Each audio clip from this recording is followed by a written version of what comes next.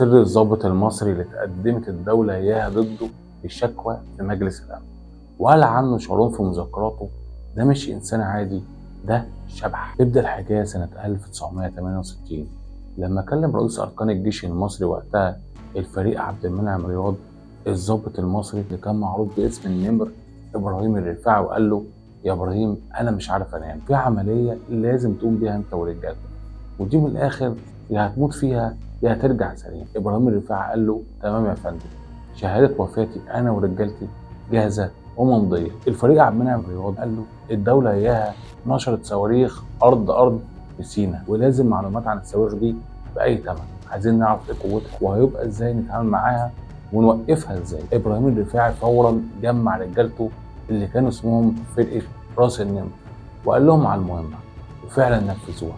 وفي 3 أيام إبراهيم الرفاعي والنمور عدوا قناة السويس ورجعوا ب3 صواريخ. ومش بس كده، ده جاب معاه أسير جندي اسمه داني شمعون، وده كان أشهر مصارع وقتها في البلدية. جولدا مائير لما عرفت العملية دي عرفت إن إبراهيم الرفاعي هو اللي عملها، وعرضت $5 مليون لأي حد يجيب راسه. وفي مصر كان الفريق عبد المنعم رياض هيطير من الفرح، لكن ما عداش كام شهر الفريق عبد المنعم رياض راح يمر على القوات عنده في اسماعيليه، فجأة استهدفه صاروخ خلص عليه لأنه كان مرصود موقفه من نقطة اسمها لسان التمساح الحصينة. عبد الناصر لما عرف الخبر ده إن الفريق عبد المنعم رياض رحل، أول حاجة عملها كلم إبراهيم الرفاعي وقال له: يا إبراهيم، الفريق عبد المنعم رياض في ذمة الله. إبراهيم الرفاعي وقتها ما يتملكش نفسه وبكى بحرقة، فالرئيس عبد الناصر قال له: مفيش وقت للدموع يا إبراهيم، أنا عايز طار الراجل ده في أقرب وقت. وقتها إبراهيم الرفاعي عمل حاجة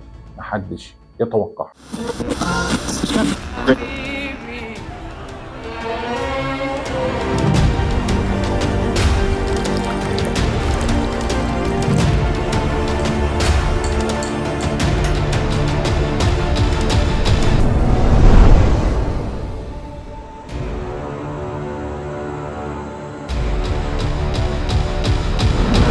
إبراهيم الرفاعي أسطورة الصاعقة المصرية وقائد المجموعة 39 قتال، أشهر فرق الصاعقة المصرية اللي اتسمت وقتها بفرقة راس النمر، جمع رجالته وقال لهم: في تكليف رسمي من عبد الناصر نفسه إننا نقدمهم على اللي عملوه في الفريق عبد المنعم، وحط ليهم الخطة. فعلا عبر النمور القناة واحتلوا المكان اللي اتضرب منه القذائف على الفريق عبد المنعم رياض، وخلصوا على كل الموجودين في الموقع، كان عددهم 44 جندي، وكان بشكل انتقامي لدرجة إن البلد إياها ما صدقتش اللي حصل واتقدمت باحتجاج رسمي في مجلس الأمن، وده في 9 مارس سنة 1969.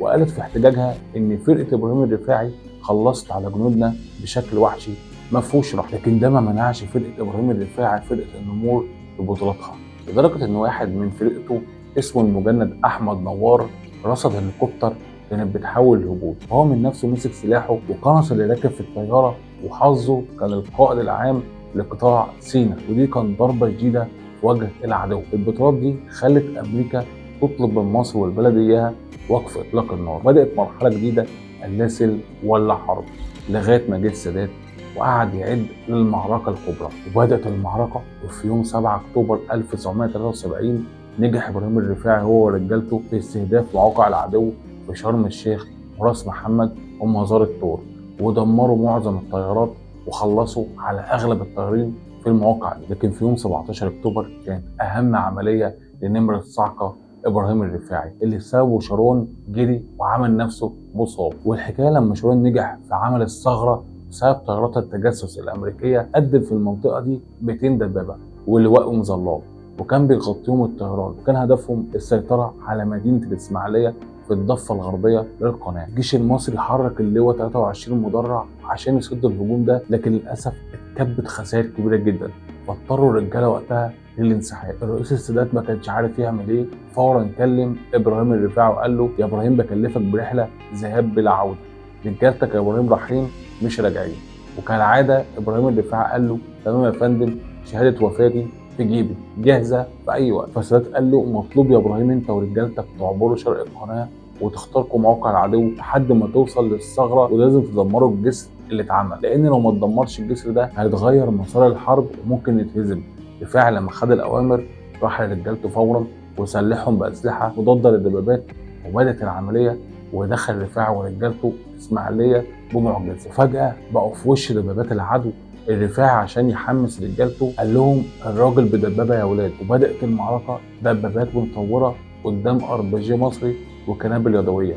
بدات الخسائر كبيره جدا في الدبابات، وبقى الموضوع جحيم بالنسبه ليهم، لدرجه ان شارون قائد القوات وقتها اتوتر وادعى الاصابه عشان يهرب، وطلب ان تيجي طياره تاخده وتعالجه، وربط راسه كانه مصاب. وبقت الاتهامات ضده انه جبان ولازم يتحاكم، وده من جوه بلد، لغايه ما فرقه النمور عرفت تدمر الجسر. وبقى وقتها ابراهيم الرفاعي هدف للاستهداف. وفي يوم 19 اكتوبر 1973 لما هاجم الرفاعي هو ورجالته على قواعد الصواريخ وبدأوا يضربوا نار في الدبابات، كان وقتها جيش العدو عايز يوصل للرفاعي، وعرفوا مكانه من اللاسلكي اللي كان لابسه ورصدوا تحركاته، فكلفوا مجموعة كاملة من المدفعية عشان يضربوا في الرفاعي. تخيل كل ده عشان يجيبوه. رجالة الرفاعي لما شافوا كده اضطروا ينسحبوا. واحد فيهم شد القائد بتاعهم ابراهيم الرفاعي وقال له لازم يسيب ارض المعركة يا قائد، لكنه رفض وقال انا ما بسيبش ارض المعركة، وفضل يضرب بشراسه لغايه ما اتضرب بشظيه خلته مصاب. فلما حد من رجالته اخطر القياده المركزيه باصابه الرفاعي، وصل للعدو خبر الاصابه وبقى يضربوا نار ان اخيرا الرفاعي اتصاب. الرئيس السادات لما عرف الكلام ده فورا قرر ان هو يرسل طياره وعشان يجيب الرفاعي يعالجه في القاهره، لكنه ما لحقش وراح للرفاعي. وبسبب بطولات الرفاعي والجيش المصري قال شارون في مذكراته كلام خطير جدا: اخرجوني من سيادة. وما صنعه الجيش المصري في المعركة، ويقصد فيها معركة الثغرة، مثل معظم قرارات حرب أكتوبر التي أعطت للمصريين حرية التصرف الكلية لتدعيم رؤوس جسورهم وخططهم الدفاعية. ليلى إبراهيم الرفاعي بنت الشهيد البطل إبراهيم الرفاعي قالت مفاجأة إن في فرقة الرفاعي كان موجود طارق عبد الناصر أخو الزعيم جمال عبد الناصر، وده خلى عبد الناصر يتابع تحركات الفرقة بكل اهتمام. ولما جه السادات عرض على أبوها ان هو يقربه وقال له روح يا ابراهيم سافر ملحق عسكري في لندن، كفايه اللي انت عملته في الجيش. لكن ابراهيم الرفاعي رفض وقال له متشكر يا فندم، لما العدو يخرج من بلدي وقتها يا فندم افكر اقعد في مكتب في انجلترا. وفضل لغايه ما نال الشهاده اللي كان بيحلم بيها. رحم الله الشهيد ابراهيم الرفاعي قائد كتيبه النمور، واللي علمت شارون واللي جه بعده نتنياهو درس: اوعى تستفز الجيش المصري مهما بلغت قوتك، الجيش المصري فيه الاف ابراهيم الرفاعي. في نهايه الفيديو لو عايزين نكمل سلسله بطولات الجيش المصري وبطل نتكلم عنه قولوا لنا في التعليقات. لو عجبكم الفيديو اعمل لايك وشير، طبعا صفحتنا على الفيسبوك وقناتنا على اليوتيوب وقناتنا على التيك توك.